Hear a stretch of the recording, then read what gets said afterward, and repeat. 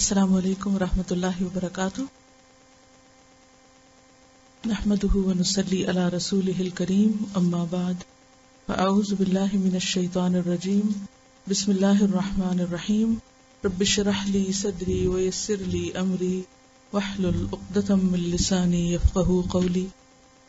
اچھا جناب، کل کے سبق میں سے کس کو ادب کی ڈیفینیشن یاد ہے کہ ادب کیا ہے؟ ادب کا لفظی معنی کیا ہے؟ لغوی معنی، ڈکشنری میننگ، اور کون سے باب سے ہے؟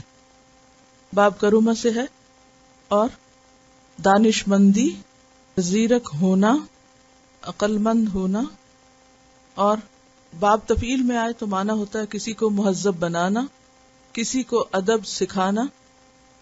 اسلامی تاریخ جو ہے اس میں جو خاص طور پر تعلیم کی جو تاریخ ہے، تو اس میں سب سے پہلے جو بچوں کے معلم ہوتے تھے ان کو معلم نہیں کہا جاتا تھا، بلکہ کیا کہتے تھے؟ مؤدب. مؤدب ہوتا ہے جو ادب سیکھ جائے. مؤدب باب تفعیل سے اسم فاعل مؤدب. مؤدب ہوتا ہے وہ شخص جو ادب سکھائے. تو بچوں کو سب سے پہلے بچپن میں تعلیم سے زیادہ کس کی ضرورت ہوتی ہے؟ ادب سیکھنے کی. اور کس معنی میں ادب کا لفظ استعمال ہوتا ہے؟ کسی قوم یا علاقے کے رہنے والے لوگوں کے زندگی گزارنے کے طور طریقے، اصول، ضابطے، قوانین، قاعدے. کس قسم کے قوانین اور قاعدے؟ کون سے قوانین؟ سوشل لائف سے متعلق، عام روزمرہ زندگی سے متعلق. اور ہاں، میرا سوال یہ کہ کیا ادب بھی سیکھنے کی چیز ہے؟ خود ہی نہیں آ جاتی. دلیل کیا ہے کہ ادب بھی سیکھنے کی چیز ہے؟ امام شافعی نے امام مالک اپنے استاد سے صرف علم نہیں ادب بھی سیکھا. کوئی اور دلیل اس سے پہلے کی؟ جبریل امین نبی صلی اللہ علیہ وسلم کی خدمت میں حاضر ہوئے، اور جس طریقے پر وہ آپ صلی اللہ علیہ وسلم کے سامنے بیٹھے، وہ بیٹھنے کا انداز، سوال پوچھنے کا انداز، جواب سننے کا انداز، ان کا لباس، ان کے بال، ان سب چیزوں کی جو ڈسکرپشن حدیث میں ملتی ہے، اور پھر آخر پہ نبی صلی اللہ علیہ وسلم کا یہ فرمانا کہ یہ جبریل امین تھے، تمہیں کیا سکھانے آئے تھے؟ دین سکھانے آئے تھے. لیکن بنیادی طور پر انہوں نے عملی نمونہ پیش کر کے دکھایا. یہ ایک ڈیمونسٹریشن تھی کہ علم کیسے سیکھا جاتا ہے، اور علم کے ساتھ ادب کا کیا معنی ہے. گویا دین صرف ایمان، اسلام، احسان جاننے کا نام نہیں، بلکہ اس کے ساتھ ساتھ ان طریقوں کے جاننے کا نام بھی ہے جن سے یہ ساری چیزیں انسان کے اندر راسخ ہوتی ہیں. ورنہ چیزیں اندر راسخ نہیں ہوتی، عمل کا حصہ نہیں بنتی. با ادب با نصیب، بے ادب بے نصیب. کوئی اور دلیل؟ نبی صلی اللہ علیہ وسلم کا طریقہ تعلیم صرف تعلیم پر مبنی نہیں تھا، بلکہ اس کا ایک اہم حصہ تزکیہ تھا، اور ادب سکھانا تزکیہ کا حصہ ہے. 4 بار قرآن مجید میں یہ آیت آئی ہے جس میں تعلیم کا ذکر آتا ہے، تلاوت کلام پاک کا ذکر آتا ہے، اور 4 دفعہ تزکیہ کا ذکر بھی آتا ہے. گویا تزکیہ کے بغیر تعلیم ادھوری ہے. اور ادب کا تعلق زندگی کے سب پہلوؤں سے ہے، سونے جاگنے سے لے کر مرنے جینے تک. ہر چیز میں ہمیں ادب سکھایا گیا. یہاں پر خاص طور پر جس ادب کا ذکر ہے وہ بزرگوں کا ادب ہے، اپنے سے بڑوں کا ادب ہے. بڑوں کو کس کس اعتبار سے کیٹیگرائز کیا گیا ہے؟ بڑوں کو 3 حصوں میں تقسیم کیا گیا. 3 قسم کے بڑے ہوتے ہیں.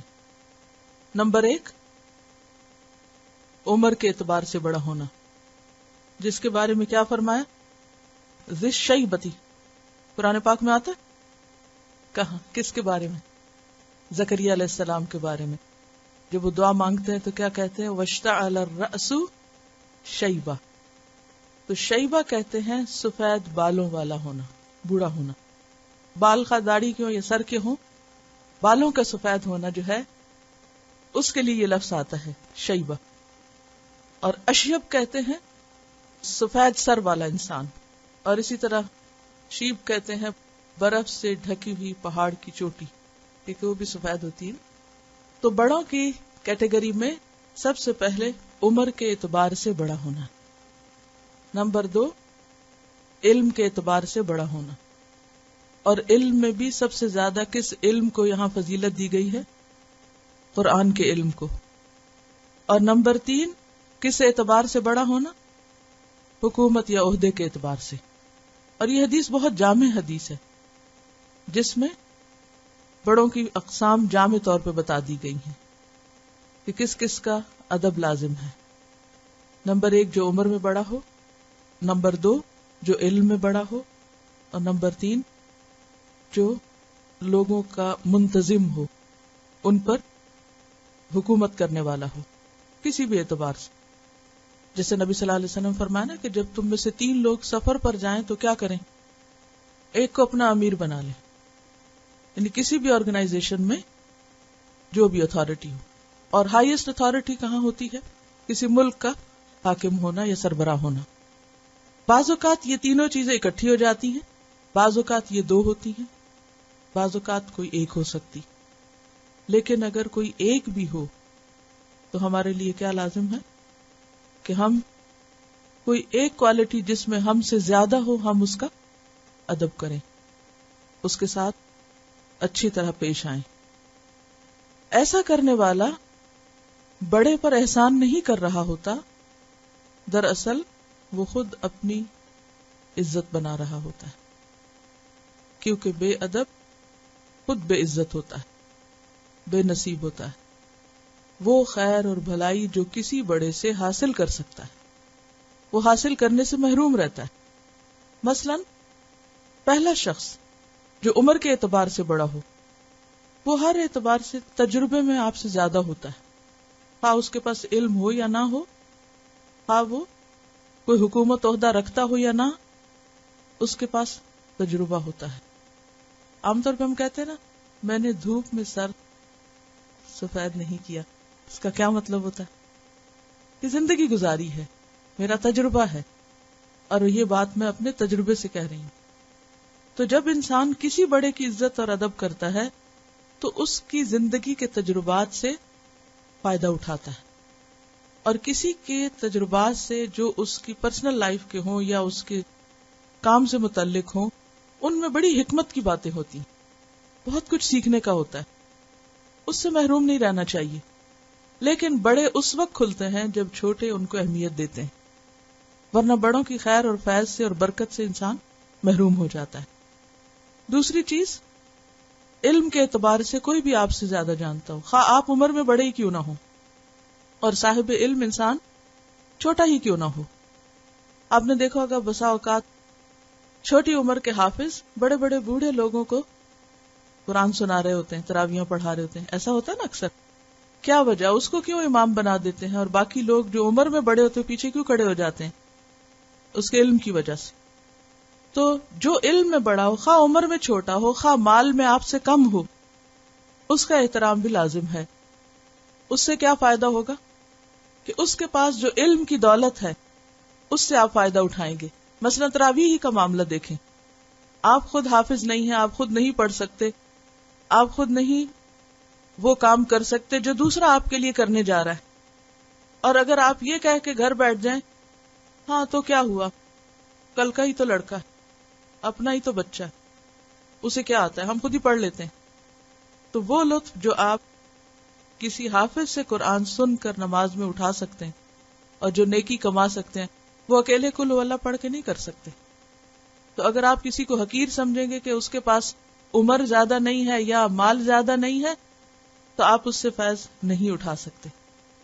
اور اسی طرح اس کے بعد جو باقی علوم ہیں، قرآن کے بعد حدیث کا علم ہے، اور پھر دنیاوی علوم میں بھی آپ دیکھیے کسی بھی علم کا کوئی ماہر، مثلا اگر کوئی کھانا پکانے کا ہی ماہر ہے اور وہ عمر میں ہم سے چھوٹا ہے یا کسی بھی اور حیثیت سے ہم میں سے چھوٹا ہے، تو بھی ہمیں اس موقع پر کیا کرنا چاہیے؟ عاجزی اختیار کرنی چاہیے. کل جو حدیث آپ نے پڑھی تھی پہلی، وہ کیا تھا کہ علم والوں کے لیے کیا کرو؟ عاجزی اختیار کرو، خواہ وہ کوئی دنیا کا علم ہی کیوں نہ سیکھنا ہو. ابو سعید خدری کی روایت جو تھی کہ رسول اللہ صلی اللہ علیہ وسلم نے فرمایا علم حاصل کرو اور علم کے لیے متانت اور وقار پیدا کرو، جس سے تعلیم حاصل کرو اس سے خاکساری برتو، یعنی اس سے تواضع سے پیش آؤ۔ اب آپ کا معلم کوئی بھی ہو سکتا ہے، ایک 10 سال کا بچہ بھی ہو سکتا ہے، تو ایسی صورت میں کیا ضروری ہے؟ تواضع، عاجزی۔ کیوں؟ خواہ دین کا علم ہو خواہ دنیا کا ہو، کیوں؟ 10 سال کے بچے کے آگے بھی سیکھنے کے لیے کیوں عاجزی برتو؟ اور آپ کیا کہتی ہیں شاہدہ؟ جی ہاں، لینے کے لیے آپ کو ہاتھ نیچے کرنا پڑتا ہے یا نہیں؟ ایک فطرت کا اصول ہے نا، دینے والا ہاتھ اوپر ہی رہتا ہے۔ اور یہ حدیث صرف ہاتھ کے لیے، فزیکلی ہاتھ کے لیے بات نہیں ہو رہی، وہاں پر اس معنی میں بھی ہو رہی ہے کہ جس کے پاس جو کچھ ہے وہ جب دے گا تو آپ کو ہاتھ نیچے ہی رکھنا پڑے گا، خواہ وہ مال ہو، علم ہو، کچھ بھی ہو، آپ کو نیچے ہونا پڑے گا۔ جب تک آپ نیچے نہیں ہاتھ کریں گے، آپ اس کے ہاتھ سے اوپر کریں گے تو ہاتھ کچھ نہیں آئے گا۔ یہ کہتی ہیں ان کے نواسے آج کل آئے ہیں، وہ بہت اچھا قرآن پڑھتے ہیں، تو یہ ان سے سیکھتی ہیں اور بہت اچھی طرح، اور وہ بھی بہت خوشی سے سکھاتے ہیں۔ یہ بھی ایک عاجزی کی بات ہے، اور اگر آپ یہ کہیں کہ تم تو میری اولاد کی بھی اولاد ہو، تم سے کیا سیکھوں، تو حاصل نہیں کچھ کر سکتے۔ اور بعض اوقات ایک بچے سے آپ وہ سیکھ لیتے ہیں جو آپ شرم کے مارے بعض اوقات کسی بڑے سے نہیں بھی سیکھ پاتے۔ جو عمر میں چھوٹا ہو یا کسی بھی اعتبار سے چھوٹا ہو، وہ بڑوں کے ایک طرح سے روب میں ہوتا ہے، لہذا جب تک بڑے اپنا روب جماتے رہیں گے، وہ چھوٹا بہت کچھ ہونے کے باوجود بھی آپ کو وہ نہیں دے سکے گا جو اس کے پاس ہے، لہذا الٹیمیٹلی نقصان کیا ہوگا؟ آپ خود خیر سے محروم ہو جائیں گے۔ مشہور شعر ہے نا، جو اعلیٰ ظرف ہوتے ہیں ہمیشہ جھک کے ملتے ہیں۔ کون ہوتے ہیں وہ؟ اعلیٰ ظرف، جن کے دل بڑے، ظرف ہوتا ہے برتن، جن کا دل بڑا ہوتا ہے، اندر بڑا ہے۔ وہ کیا کریں گے؟ لوگوں کی الٹی سیدھی میٹھی کڑوی سب باتیں اندر ڈال کے وہ اتنی گم کر دیں گے کہ کہیں چلی جائیں گی، غائب ہو جائیں گی۔ لہذا جب وہ لوگوں سے ملیں گے عاجزی سے ہی ملیں گے۔ جو اعلیٰ ظرف ہوتے ہیں، جن کا دل بڑا ہوتا ہے، وہ جھک کے ملتے ہیں، انہیں مشکل نہیں ہوتی تواضع اختیار کرنے میں۔ جن کے برتن چھوٹے ہوتے ہیں، دل چھوٹے ہوتے ہیں، ان کی ہر بات منہ سے باہر نکلی ہوئی ہوتی ہے۔ اب کیا ہے؟ صراحی سرنگوں ہو کر بھرا کرتی ہے پیمانہ۔ اب صراحی کتنی بھی سرنگوں ہو، دینے والا کتنا بھی جھکے، لیکن لینے والا نیچے ہی ہوگا تو لے سکے گا، اوپر ہو کے کبھی بھی نہیں لے سکتے آپ، نیور۔ تکبر علم کو ضائع کرنے کا سبب بنتا ہے، خواہ کسی بھی قسم کا کیوں نہ ہو۔ جیسے آپ بچوں سے اگر کمپیوٹر ٹھیک کرانا ہو کچھ بھی، تو اگر آپ ان کو دھمکی دے کے یا ڈانٹ ڈپٹ کے کریں گے تو ادھر ادھر بھاگ جائیں گے، لیکن اگر آپ پیار سے عاجزی سے بات کریں گے تو مان لیں گے آپ کی بات، اور اس میں ہمیں ماننا پڑتا ہے کہ واقعی وہ ہم سے زیادہ جانتے ہوتے ہیں۔ تیسری چیز، کس اعتبار سے بڑے ہونا؟ حکومت یا عہدے کے اعتبار سے، اور اس میں بھی صرف کسی ملک کا سربراہ مراد نہیں ہے، بلکہ کوئی شخص کہیں بھی جو ذمہ دار بنا دیا جائے اس کی بات سننا، جس کو اسلام میں سمع و اطاعت کہا گیا ہے، سننا اور بات ماننا ایز لانگ ایز کہ وہ اللہ کے حکم سے نہ ٹکراتی ہو، اللہ کی مرضی کے خلاف نہ ہو، قرآن و سنت کے اگینسٹ نہ جاتی ہو۔ تو امیر کی اطاعت بھی ہمارے دین میں لازم ہے۔ یہ کیوں لازم ہے؟ یہ کیوں ضروری ہے؟ ڈسپلن کے لیے۔ کوئی مثال؟ مثلاً آپ گھر سے سب فیملی نکلے ہیں کسی ٹرپ پر، کہیں سیر کرنے جا رہے ہیں۔ اب ایک شخص جو ہے وہ اس کا مینیجر ہے، اس سارے ٹرپ کا باپ ہے یا ماں ہے، ہو سو ایور، یا کوئی بڑا بھائی ہے۔ اب وہ آپ کو بتاتے کہ اتنے بجے ہم نکلیں گے، اتنے بجے آپ گاڑی میں بیٹھ جائیں، یہاں پر ہم جائیں گے، پھر وہاں سے۔ اب وہ جو روٹ طے کرتا ہے، جو بھی بتاتا ہے، سب کے مشورے سے جو چیز طے ہوتی۔ اب جب عمل کا وقت آتا ہے تو ایک کہے یہ میں نہیں تمہاری سنتا، دوسرا کہے مجھے اس وقت نہیں جانا، تیسرا کچھ اور کہے، تو پروگرام کا کیا ہوگا؟ سب کو سبوتاج ہو جائے گا، اور وہ خوشی کا موقع ایک مصیبت میں بدل جائے گا۔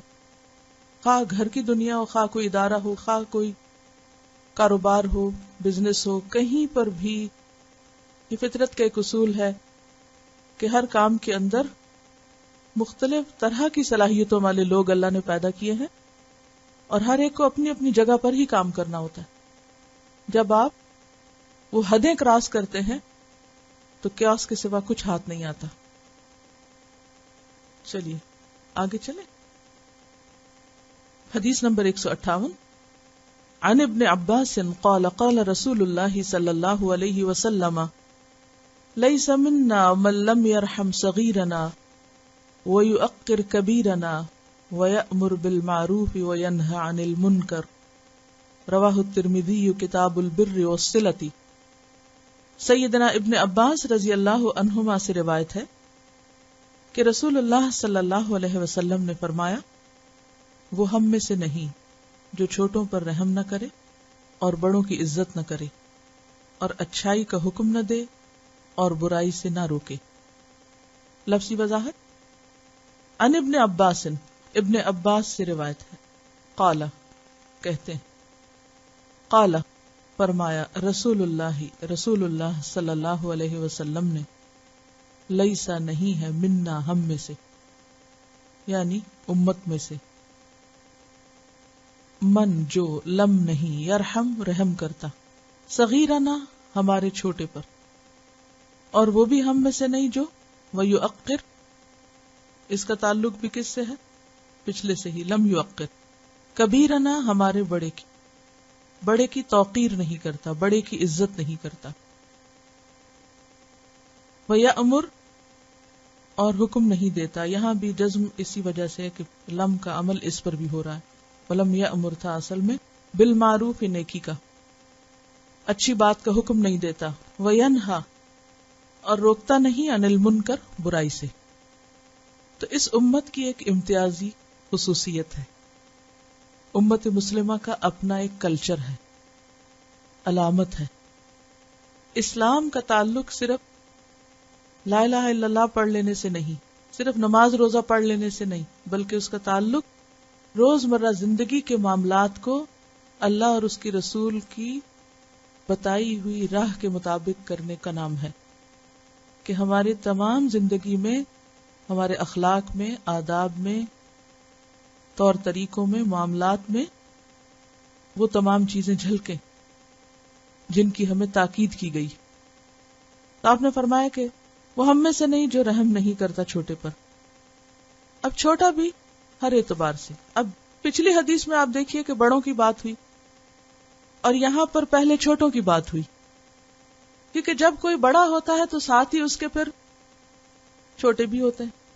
اور چھوٹا ہونا بھی کس کس اعتبار سے ہوتا ہے؟ نمبر 1 عمر کے اعتبار سے، نمبر 2 علم کے اعتبار سے اور نمبر 3 عہدے کے اعتبار سے. اب بسا اوقات ایسا ہوتا ہے کہ کوئی شخص عمر میں بڑا ہوتا ہے جسے ماں باپ ہی ہوتے ہیں. اب بچے بےچارے ان کے ہاتھ میں ہوتے ہیں. بعض ماں کو آپ نے دیکھا ہوگا کس بری طرح بچوں کو پیٹ دیتی ہیں، کان کھینچتی ہیں، ڈانٹ ڈپٹ کرتی ہیں، بسا اوقات گالی گلوچ تک بھی کر دیتی یا پھر جیسے جی چاہے معاملہ کرتی ہیں. جب جی چاہے ڈانٹ دیا، جب جی چاہے کچھ سنا دیا. ایسے میں یہ تمام طریقے صرف اس وجہ سے اختیار کرنا کہ اللہ نے کچھ لوگوں کو ہمارے ہاتھ میں دے دیا ہے اب ہم جو چاہیں ان کے ساتھ کریں تو یہ درست نہ ہوگا. اسی طرح مرد گھر کا سربراہ ہے. سورۃ النساء میں آپ نے پڑھا کہ جہاں پر اللہ سبحانہ وتعالیٰ کیا فرماتے ہیں اللہ علی کبیرہ ہے. مرد کو اتھارٹی دی گئی لیکن اس سے اوپر بھی کوئی اور بڑا ہے. شوہر کا درجہ اگر بیوی پر ایک حصہ بڑا ہے تو اس کا یہ مطلب نہیں کہ شوہر اپنی بیوی کے ساتھ جو چاہے ظلم و ستم ڈھائے اور کوئی اسے پوچھنے والا نہ ہو. ہر ایک کے لیے کیا رکھا گیا؟ چیک کا نظام رکھا گیا اور کسی بھی شخص کو بے محابہ آزادی نہیں دی گئی کہ جو جس کے ساتھ جیسا چاہے سلوک کرے اور پھر اس کو پوچھا نہ جائے. دنیا میں عموماً بڑے چھوٹوں کو دبا لیتے ہیں کسی بھی اعتبار سے. اسی طرح علم کے اعتبار سے بسا اوقات استاد کیا سمجھتا ہے کہ وہ چونکہ استاد ہے لہذا شاگردوں پر جیسے چاہے ظلم و ستم توڑے. اسی لیے آپ نے دیکھا ہوگا بسا اوقات قرآن پڑھانے والے مار پیٹ سے بھی کام لیتے ہیں اور اس میں ضرورت سے زیادہ پٹائی کر جاتے ہیں جو حق نہیں بنتا صرف اپنی فرسٹریشن نکالنے کے لیے. اپنے گھر کا یا ادھر ادھر کا یا بچپن کا یا وہ سب کانشیس میں بیٹھا ہوا غصہ کس پہ نکالتے ہیں؟ شاگردوں پر.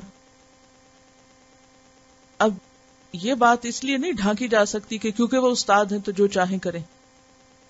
نہیں، ان کے لیے بھی لازم ہے کہ وہ اپنے مقام کو پہچانے اور دوسروں کے حقوق کو پہچانے اور شاگردوں پر ان کی ضرورت سے زیادہ بوجھ نہ ڈالیں، یا یہ کہ ان پر ایسا ظلم نہ کریں، ایسی سزا نہ دیں، ایسی تکلیف نہ دیں کہ جو ان کے لیے ناقابل برداشت ہو۔ اسی طرح پھر حکومت، اور حکومت کے اعتبار سے تو بات بہت انڈرسٹوڈ ہے کہ امام ابن تیمیہ کا قول پہلے بھی میں نے آپ کو سنایا تھا کہ کوئی حکومت کفر کے ساتھ تو چل سکتی ہے لیکن ظلم کے ساتھ نہیں چل سکتی۔ جہاں پر بھی حاکم ظلم کرنے لگے، رعایا کے اوپر سختیاں کرنے لگے، وہ زیادہ دن نہیں چل سکتے۔ اور پھر اگر دنیا میں کسی کی رسی دراز ہو بھی جائے، کسی کو مہلت مل بھی جائے، بسا اوقات آپ نے دیکھا ہوگا کہ بڑے بڑے ڈکٹیٹر تاریخ میں گزرے ہیں یا موجودہ دور میں بھی ہو سکتے ہیں، اور وہ ایک لمبے عرصے تک لوگوں پہ ظلم و ستم ڈھاتے رہیں، لیکن ایسا نہیں ہے کہ ان کو کوئی پوچھنے والا نہ ہو۔ تو سب سے پہلی چیز یہ بتائی گئی کہ یہ ہمارے دین سے تعلق ہی نہیں رکھتی بات، یہ میل ہی نہیں کھاتی کہ کسی کو کوئی اتھارٹی ملے، کوئی بڑا درجہ ملے، اور پھر وہ اپنے چھوٹوں پر کیا کرنے لگے؟ ظلم ڈھانے لگے۔ ظلم کیا ہے؟ قیامت کے دن کے اندھیرے ہیں۔ لہذا اس معاملے میں اللہ سے ڈرنا چاہیے اور ہر صاحب حق کو اس کا حق دینا چاہیے۔ اور پھر چھوٹوں پر کیا لازم ہے؟ بڑوں کی تعظیم، ادب، احترام۔ اور تعظیم اور ادب احترام میں کیا ہے؟ کچھ چیزیں ہم نے کل پڑھی تھی اور کچھ آج بھی دیکھیں گے۔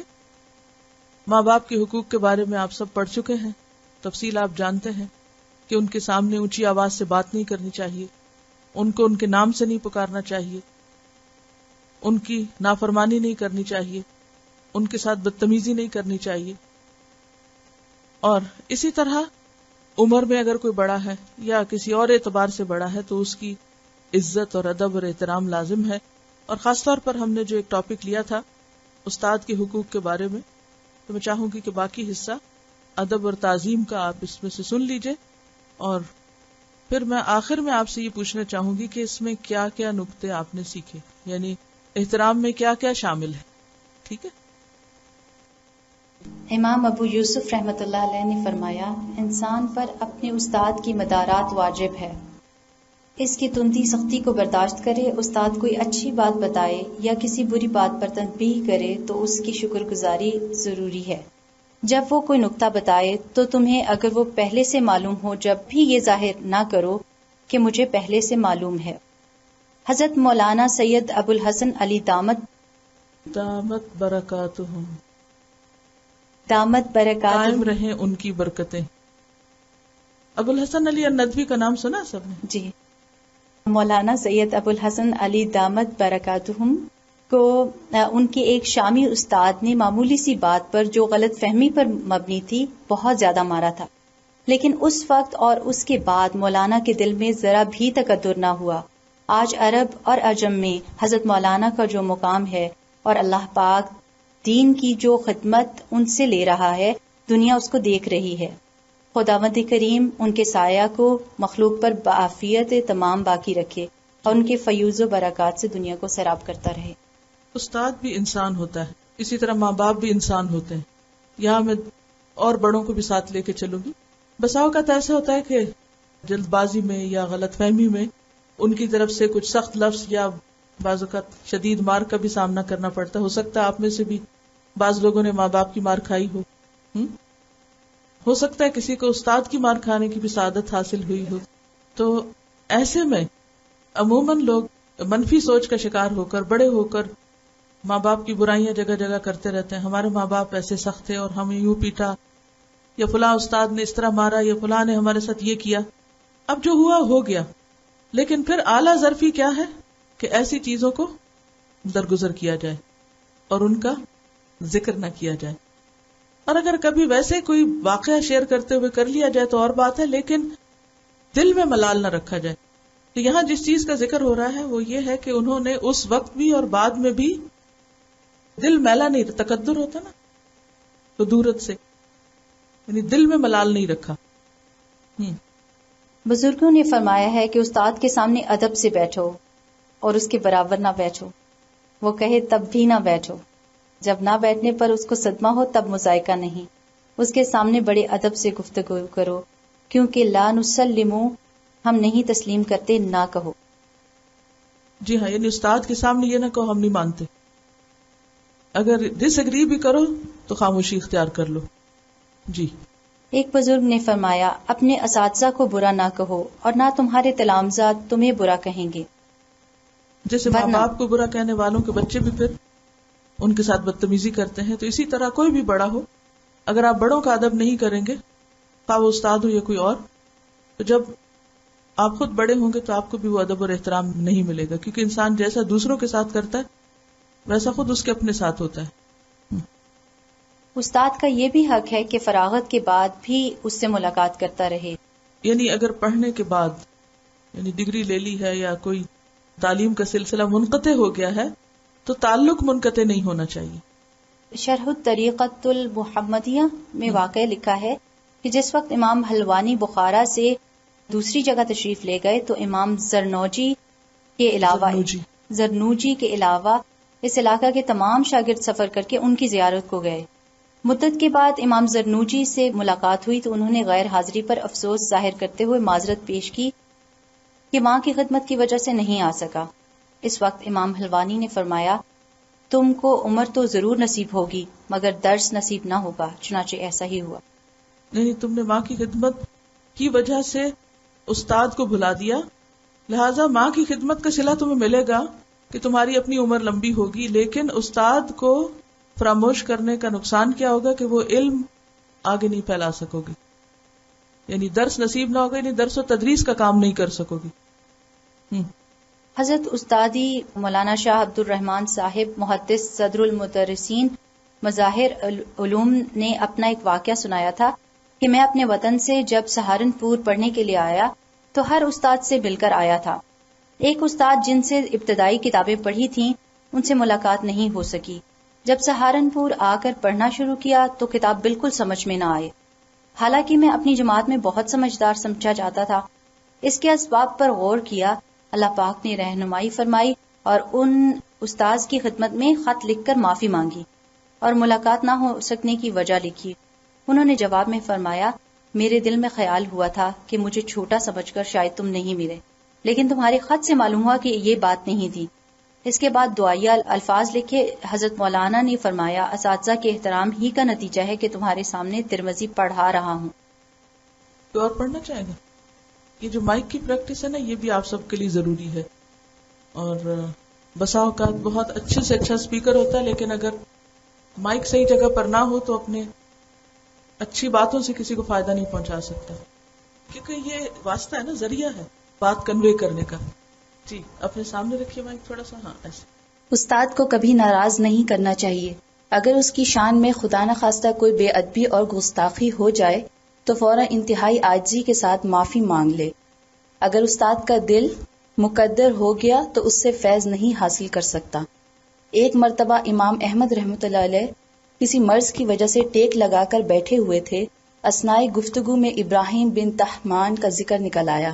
ان کا نام سنتے ہی امام احمد سیدھے بیٹھ گئے اور فرمایا کہ یہ نازیبا بات ہوگی کہ بڑوں کا نام لیا جائے اور ہم ٹیک لگا کر بیٹھے رہیں۔ امام احمد کون تھے؟ آپ کو معلوم ہے کہ امام احمد کے جنازے میں کتنے لوگ؟ 60,000 تو صرف عورتیں تھیں، 8 لاکھ لوگ تھے۔ اور اس کی بنیادی وجہ کیا تھی؟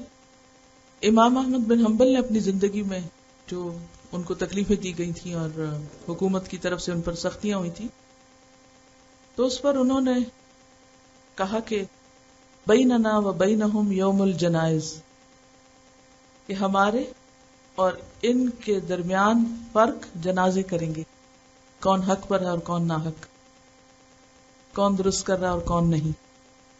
بیان کیا جاتا ہے کہ جس روز مشہور تابعی امام حسن بصری کا انتقال ہوا تو جنازے میں شرکت کرنے والوں کا ہجوم بے حد تھا۔ اس روز سارے شہر کے مسلمان قبرستان چلے آئے۔ شہر کی جامع مسجد میں نماز پڑھانے والا کوئی فرد نہ بچا تھا۔ امام احمد بن حنبل کے جنازے میں 8 لاکھ مرد اور 60,000 عورتیں شریک ہوئیں۔ امام ابن تیمیہ کا انتقال قید کی حالت میں دمشق کے قلعے میں ہوا تھا۔ عالم اسلام میں انتقال کی خبر آنن فانن پھیل گئی۔ حتیٰ کہ 7ویں دن چین کی سرحد تک یہ خبر پہنچی اور تمام بڑے بڑے شہروں میں غائبانہ نماز جنازہ ادا کی گئی. حالانکہ وہ خود کہاں تھے؟ خود جیل میں تھے. انہوں نے اپنی شہرت کے لیے یا اپنا نام روشن کرنے کے لیے کوئی مہم نہیں چلائی ہوئی تھی. کون دلوں میں ڈالتا ہے یہ؟ اللہ. لیکن کب؟ جب آپ اللہ کے لیے خالص ہوتے ہیں. طالب علم کے لیے یہ بھی ضروری ہے کہ استاد کی اولاد اور اس کے متعلقین کی بھی تعظیم کرے.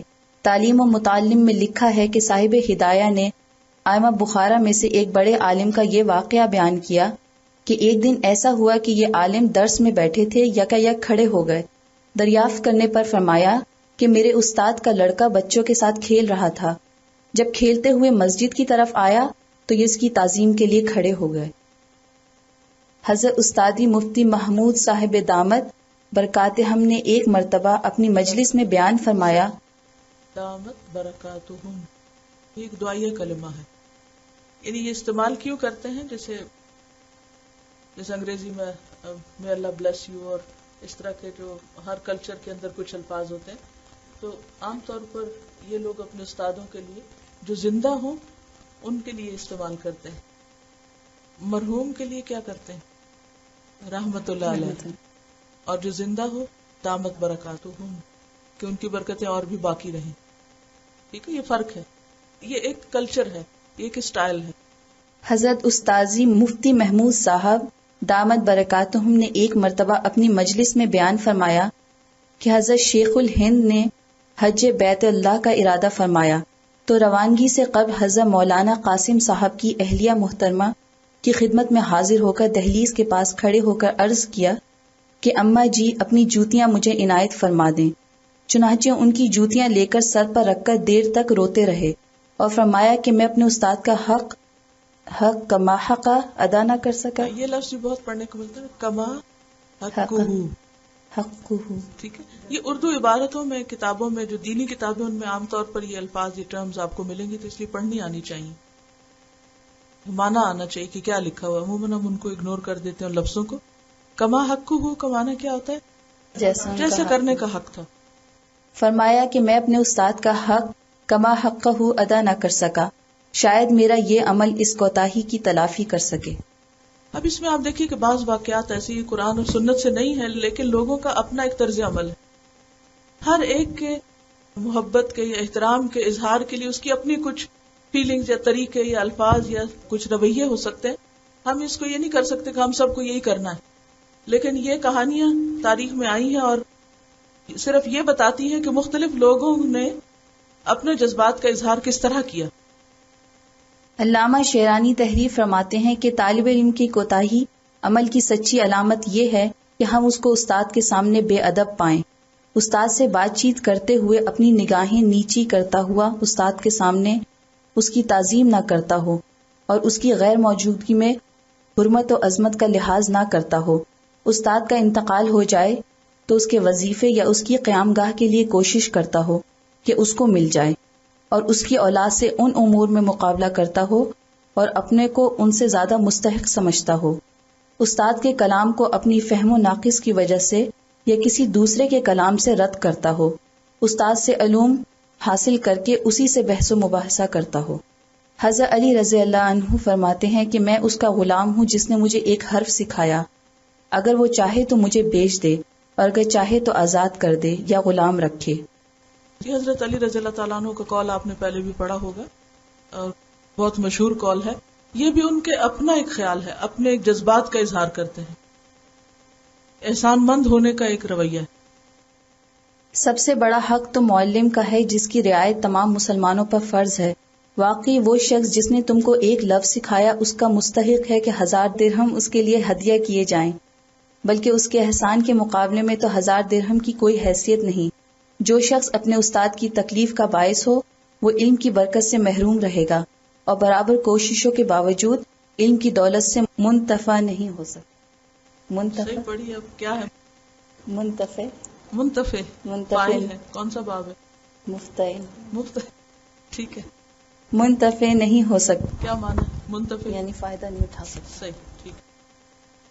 حضرت علی کے شعر ہیں یہ، رأیت احق الحق حق المعلم، رأیت احق الحق، میں نے دیکھا یا میں نے پایا، احق کا سب سے زیادہ حقدار، الحق حق میں، حق المعلم معلم کا حق، وأوجبه حفظا على كل مسلم، سمجھ آ رہی ہے نا، وأوجبه حفظا على كل مسلم، جس کی حفاظت ہر ایک کے پر لازم ہے، لقد حق ان يهدى إليه کرامتا، اس کا حق ہے کہ ہدیہ بھیجا جائے اس کو کرامت یعنی عزت کے ساتھ، لتعلیم حرف واحد 1000 درہم، ایک حرف کی تعلیم پر بھی 1000 درہم، یعنی اس کا حق پیسے دے کے ادا نہیں ہو سکتا.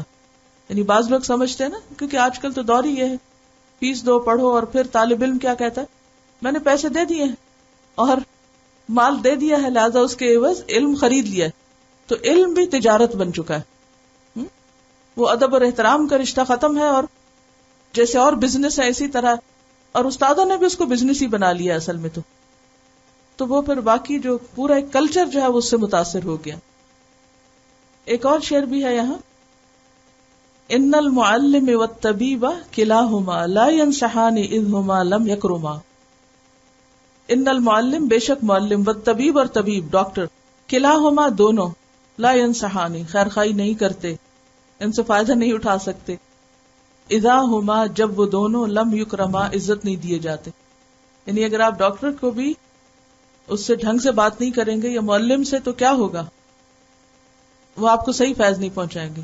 ڈاکٹر کی مثال کیسے، مثلاً کیا کرے گا؟ کبھی کوئی تجربہ ہوا کسی کو، کسی ڈاکٹر کے ساتھ، کہ اگر آپ نے بہت جرا کی اس سے تو کیا کہا اس نے اور کیا کیا؟ Walk out. کہ اگر بحث کرنی ہے تو پھر جاؤ کہیں اور. فاصبر لدائک ان جفوت طبیبہ، اس مرض پہ اب صبر کرو جس کے علاج کے لیے تم نے طبیب سے بے وفائی کی یا اس سے سختی برتی.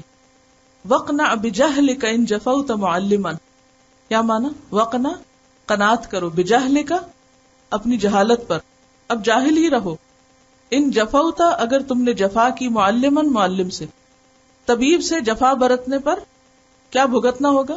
بیماری، اور استاد سے جہالت برتنے پر جہالت.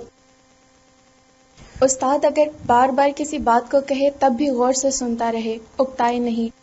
تعلیم المتعلم میں لکھا ہے، کتاب کا نام ہے، اس کے ریفرنس سے لکھ رہے ہیں، کہ جو 1000 مرتبہ سننے کے بعد بھی علم کی وہی عظمت نہ کرے جیسے کہ پہلی بار کی تھی، وہ شخص اہل علم میں سے نہیں ہے. سبق اور کتاب کا انتخاب خود اپنی رائے سے نہ کرے.